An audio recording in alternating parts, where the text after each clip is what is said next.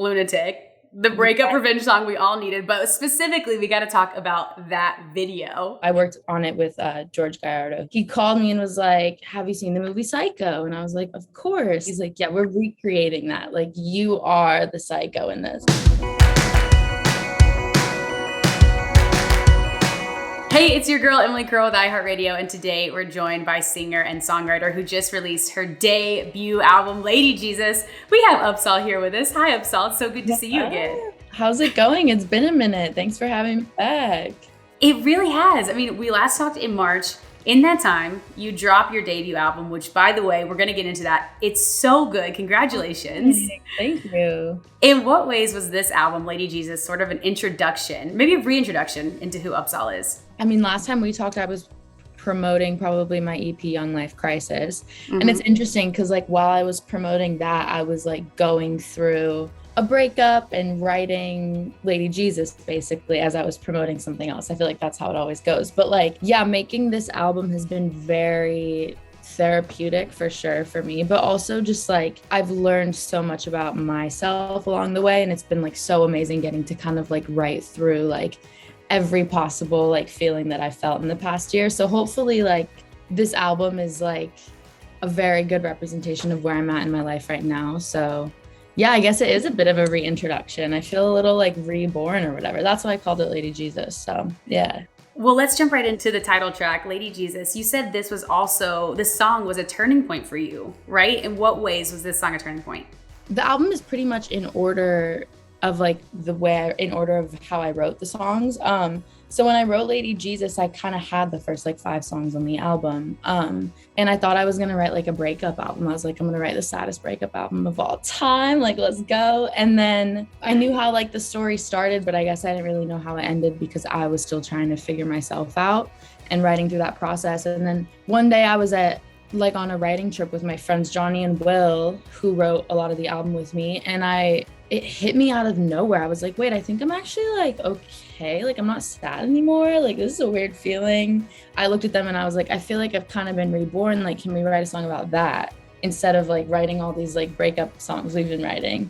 And that day we wrote Lady Jesus. And like that same day was when like the entire album just like clicked for me. I was like, oh my God, it's about like my rebirth. It's not about like a breakup. It starts being about a breakup and then it kind of like evolves. So yeah, Lady Jesus, like as a song means so much to me for sure.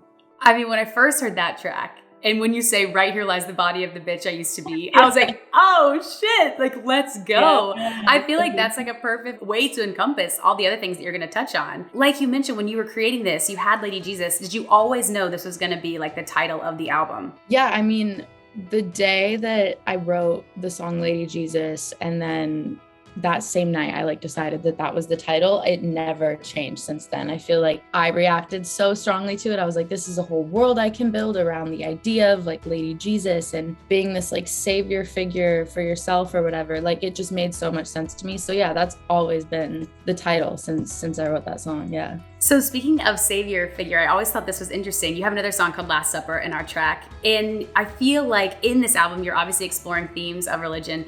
What role did religion play in your life? Because I feel like you're almost reclaiming that in the form of you. What did that look like for you? Yeah, I mean, I grew up like kind of religious, nothing like crazy, but the whole idea of just like religion in general played a really big role. Just like the concept of the album, because I feel like no matter what the religion is, like we as humans put like so much power and trust in this like all-knowing like figure being, whether it's like a god or the universe or whatever, like we're like trusting this higher power or whatever. Yeah, the album and the whole idea of Lady Jesus is very much about putting that level of like trust and power like in yourself. And then we also have another one that seems to be a fan favorite. Let's talk about Douchebag for a second, because I feel like this is the one that you're obviously like, okay, we've got to address the breakup at some point. Yes, Douchebag, sure. This was, I'm guessing, inspired by a real life experience. Yeah, 100. Yeah, Douchebag was the first song I wrote for this album, probably like a week into going through like a really shit breakup. I mean, yeah, I feel like not everybody, but a lot of people went through crazy, like life-altering breakups during quarantine. No, I did. I remember us talking about this in the last interview. Yes. Because I was like, I needed your EP. We're all in this together, truly. A lot of breakups happened, including one for me. But for me, it was like, it was the only real like relationship I had ever like had. So it was my first real like heartbreak. And I felt like when it ended, like I lost kind of like half of my identity because I was like so, like codependent on this person. And so I was like, oh no, I need to like find myself now without this person. And so I wrote Douchebag in the headspace of just kind of like processing everything in real time and being angry at the world. Yeah, then kind of had to dive deep into like finding myself again. And that's kind of where the album takes you after the song Douchebag. Yeah. The next track I want to talk about is Time of My Life. And I love this one because I love the lyrics of how come all the worst days are in the time of my life. Yeah, baby, it's my birthday, but I still want to die.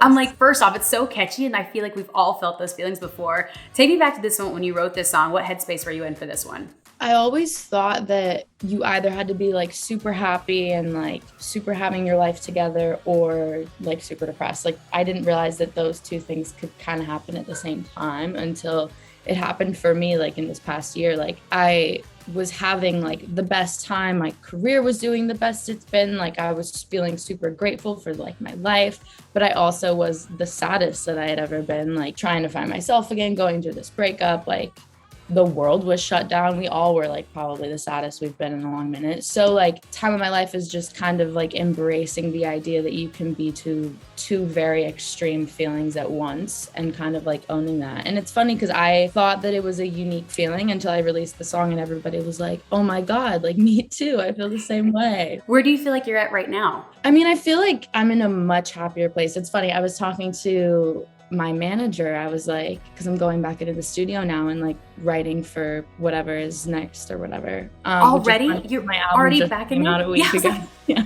I just like can't stay away, I guess. But I was like, yeah, I wrote this whole album about like this hard time in my life and now I'm happy. Like, what am I supposed to write about now? Like, I need some drama. I need some tea in my life. All the stuff that you are writing now, like, is it happier music? Like, I feel like you said, you need a little more drama, but like, are you writing songs you're like, oh, I can't believe that came out of me?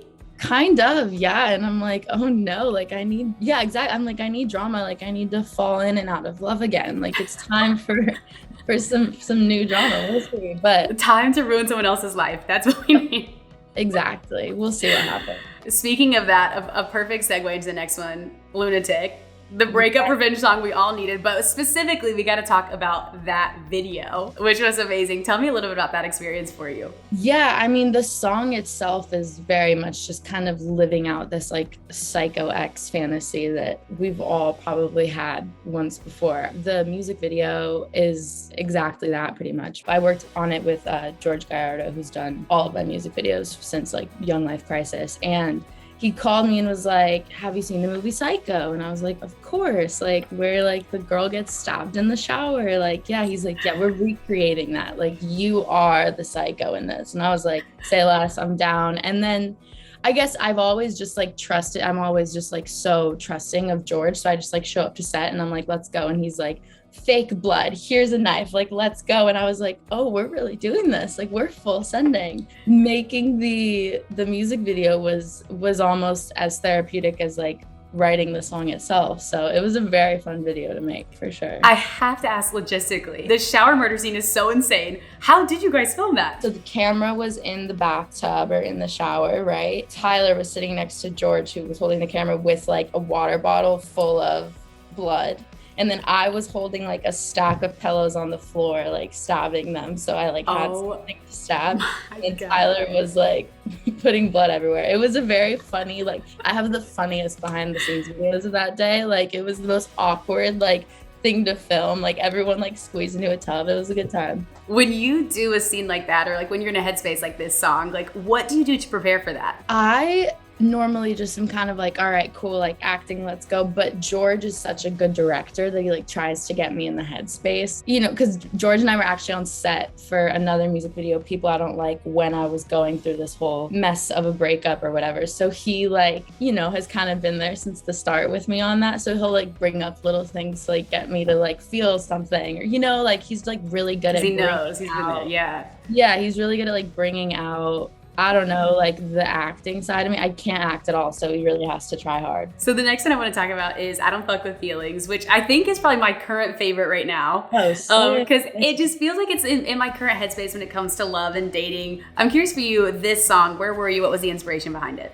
The song is about a time in my life where I kind of just decided, I was like, word, like if I don't have feelings and I don't have feelings towards anybody, then they can't hurt my feelings. And that was like my logic. I was like, this is gonna be fine. And it was a really like empowering, I guess, like song to write. The concept is a very empowering thing. Like one night stands and just like hookups are like empowering as like a young woman. And this song is just kind of owning that. But it is definitely a very toxic song because it's about being like, yeah, I don't have any feelings. I'm a cold-hearted bitch. So it didn't last, but yeah, that was a fun one to make. Where are you right now, like when it comes to dating and relationships? Do you feel ready to like embark on that again? Or are you like, no, I'm in my Lady Jesus phase, I'm done? I'm in my Lady Jesus phase, and it's like, I'm just kind of living in this like dating myself headspace, which is really fun. It's fun to like go on dates, but I'm just so busy that I'm just like vibing kind of dating myself at the moment. I mean, you are so busy. You're getting ready to go on tour, which is so exciting. When you think about walking onto the stage in the first show, what song are you like, I cannot wait to play to this live audience from Lady Jesus? I mean, Lunatic, we've played live a couple of times and it goes so hard just because the song is so aggressive. Like playing that one live is the most fun. The one I'm most excited to play on tour is probably Lady Jesus though, just because like that song is so, I feel like rock influenced, and like that's like the kind of music that I grew up on. So it's really fun to like play songs that are like aggressive and live. You know what I mean? Does the preparation change? Like when it comes, I know you've played obviously live shows before, but when it comes to this album, like is there anything that you do like to get in the headspace or any pre-show rituals that you have as you get ready to go on tour? Yeah, I mean, definitely tequila shots. Those are mine. What's the go-to? Casamigos, Blanco, you know. Yes. You know. But yeah, that's kind of the ritual. It's just some tequila shots and just like jumping around and getting super hype. I feel like our show, especially for this next tour, is very like live and very energetic. It's the most like fun we've had on stage. So I think our prep is just getting like super hype and just like excited to go out there. Yeah. I love it. Okay, so you're on tour. You're already back in the studio, which is so wild to me. Yeah. What else can we look forward to? Is there going to be new music soon? Are you still kind of waiting it out? I mean, right now, I'm just hoping that fans and listeners can just like dig into the world of Lady Jesus and just like hopefully find something they relate to along the way and like find a little piece of themselves in the album. For me, yeah, I guess just touring is like where my head is at. And I just am like so excited that live shows are back. Like the energy of just like being in a venue with people and everyone is like sweaty. It's just like nothing can beat it. So that's going to be just like really, really fun. But yeah, new music is definitely going to be coming early next year. I can't like not release music for a long amount of time. Like, You're like, I have to do it. I'm already getting antsy. So, oh my God. Well, UPSAHL, congratulations on Lady Jesus. We're so excited for you and so pumped for the tour. Everyone watching, stream Lady Jesus, watch the music videos, go see UPSAHL on tour. And hopefully next time I see you, we've got to do this in real life. Like this is getting absurd at this point. Thanks so much for watching our interview with UPSAHL. Make sure you stream her new album, Lady Jesus, out now on iHeartRadio. And we'll see you next time. Hey guys, thanks so much for watching. Did you like that video? You can check out more over here. And don't forget to subscribe to iHeart right here. And if you're already a longtime fan, make sure you ring the bell down below so you don't miss a single video. Bye guys.